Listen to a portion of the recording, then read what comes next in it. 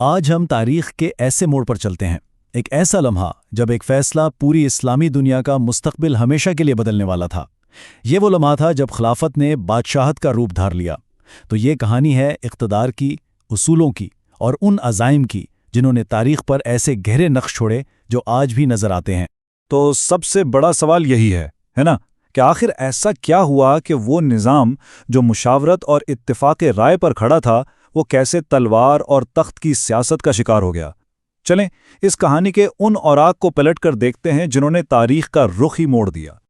اچھا، تو اس پوری کہانی کو سمجھنے کے لیے ہم سب سے پہلے دیکھیں گے کہ وہ بحران تھا کیا جس نے خلافت کو ہلا دیا۔ پھر بات ہوگی ان دو بڑے رہنماؤں اور ان کے دعووں کی۔ اس کے بعد ہم تنازع اور ثالثی کو سمجھیں گے، دیکھیں گے کہ کیسے ایک نئے دور کا آغاز ہوا، اور آخر میں اس سب کی وراثت پر ایک نظر ڈالیں گے۔ تو چلیں کہانی کے پہلے باب سے شروع کرتے ہیں، ایک بحران زدہ خلافت۔ یہ وہ وقت تھا جب اسلامی سلطنت کی بنیادیں ہل رہی تھیں اور ہر طرف بس ایک انتشار کا عالم تھا۔ ذرا تصور کریں، سال ہے 656 عیسوی، پوری اسلامی دنیا سوگ میں ڈوبی ہوئی ہے۔ تیسرے خلیفہ حضرت عثمان رضی اللہ عنہ کو شہید کر دیا گیا ہے، اور یہ صرف ایک شخص کا قتل نہیں تھا، نہیں، یہ تو ایک ایسا طوفان تھا جس نے اس نئی اسلامی سلطنت کو ایک ایسی سیاسی افراتفری میں دھکیل دیا جس کی پہلے کوئی مثال نہیں ملتی تھی۔ اچھا، اس دور کو سمجھنے کے لیے ایک لفظ بہت اہم ہے، فتنہ۔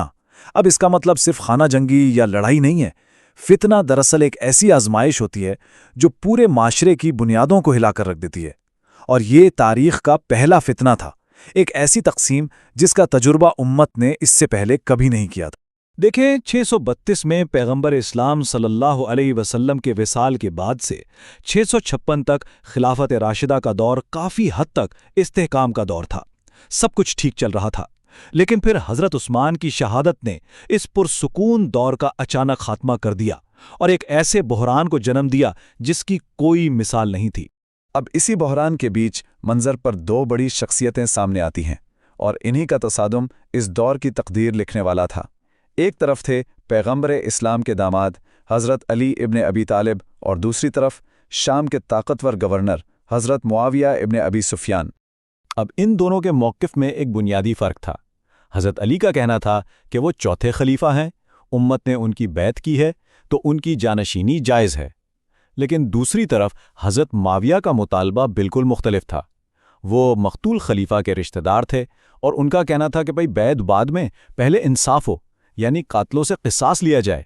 اور بس یہی وہ ایک نقطہ تھا جس نے پوری اسلامی دنیا کو دو حصوں میں بانٹ دیا۔ اور یہ صرف نظریات کی جنگ نہیں رہ گئی تھی، نہیں، یہ اب طاقت کے دو بڑے مراکز کی جنگ بن چکی تھی۔ ایک طرف تھا عراق کا شہر کوفہ جو حضرت علی کا گڑھ تھا، اور دوسری طرف تھا شام کا شہر دمشق جو حضرت معاویہ کا قلعہ تھا۔ وہاں ان کے پاس ایک وفادار اور منظم فوج تھی، اور ان کا طاقتور اموی قبیلہ بھی ان کے ساتھ تھا۔ مطلب سلطنت کے اندر لکیریں اب بالکل صاف کھنچ چکی تھی۔ تو اب کہانی کا اگلا باب شروع ہوتا ہے، تنازع اور ثالثی کا۔ ظاہر ہے جب سیاسی اختلافات بات چیت سے حل نہ ہو سکے تو پھر تصادم تو ہونا ہی تھا۔ اور یہ سیاسی کشمکش آخرکار 657 عیسوی میں جنگ صفین کے میدان میں ایک کھلی جنگ بن گئی، اور یہ کوئی عام جنگ نہیں تھی۔ یہ اسلامی تاریخ کا وہ فیصلہ کن لمحہ تھا جب بھائی بھائی کے خلاف تلوار اٹھائے کھڑا تھا۔ جنگ چلتی رہی، کوئی فیصلہ نہیں ہو رہا تھا، اور خون کی ندیاں بہہ رہی تھیں۔ تبھی حضرت معاویہ کی فوج نے ایک ایسی چال چلی جس نے ایک دم سے تلواروں کو خاموش کرا دیا۔ انہوں نے کیا کیا؟ اپنے نیزوں پر قرآن کے اوراق بلند کر دیے۔ یہ امن کے لیے ایک ایسی اپیل تھی جس کی کسی کو توقع نہیں تھی، اور ان کی پکار گونجی، اللہ کی کتاب کو ہمارے درمیان فیصلہ کرنے دو۔ سوچیں، یہ ایک اتنی طاقتور اپیل تھی کہ اس نے جنگ کو وہیں کا وہیں روک دیا اور مذاکرات کا راستہ کھول دیا۔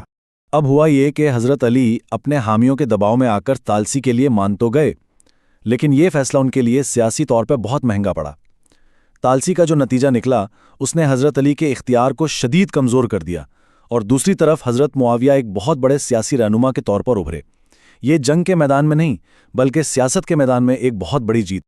اور بس اسی ثالثی نے ایک بالکل نئے دور کا دروازہ کھول دیا۔ اب دیکھتے ہیں کہ کیسے اقتدار کی پوری بساط ہی پلٹ گئی اور ایک نئے خاندان کا سورج طلوع ہوا۔ پھر آیا سال 661 عیسوی، اور ایک اور بڑا سانحہ ہوا۔ خلیفہ حضرت علی کو ان کے ہی ایک ناراض سابق حامی نے شہید کر دیا۔ اس واقعے نے اسلامی دنیا میں اقتدار کا وہ آخری خلا بھی پیدا کر دیا جسے اب کوئی نہ کوئی تو بھرنے والا تھا۔ حضرت علی کے بعد ان کے بیٹے حضرت حسن کو خلیفہ تو بنایا گیا، لیکن انہوں نے امت کو مزید خون ریزی سے بچانے کے لیے ایک بہت بڑا فیصلہ کیا، ایک عظیم قربانی دی۔ انہوں نے حضرت معاویہ کے حق میں خلافت سے دستبرداری کا اعلان کر دیا، اور یوں اس لمبی خانہ جنگی کا خاتمہ ہو گیا۔ اور بس اسی فیصلے کے ساتھ خلافت کا ایک باب بند ہوا اور بادشاہت کا ایک نیا باب شروع ہو گیا۔ حضرت معاویہ نے سب سے پہلے تو سلطنت کو پھر سے متحد کیا، پھر دارالحکومت کو کوفہ سے دمشق لے آئے، اور سب سے بڑا قدم یہ اٹھایا کہ موروثی جانشینی کا نظام قائم کر دیا، یعنی اب خلافت اموی خاندان میں ہی رہنی تھی۔ تو آخر میں ذرا اموی وراثت پر بھی ایک نظر ڈال لیتے ہیں، دیکھتے ہیں کہ ان سارے واقعات نے اسلامی تاریخ اور حکومت پر آخر کیا اثرات چھوڑے۔ تو اس پوری کہانی کا نچوڑ کیا ہے؟ سیدھی سی بات ہے، انتخابی خلافت ختم اور موروثی بادشاہت شروع۔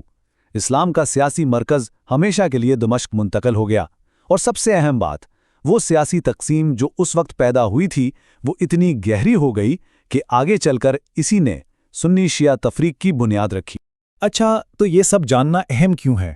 اس لیے کہ اس تنازع نے صرف ایک نئی سلطنت ہی نہیں بنائی، نہیں، اس نے تو اگلے 1400 سال کے لیے پوری اسلامی دنیا کا سیاسی اور مذہبی نقشہ ہی بدل کر رکھ دیا۔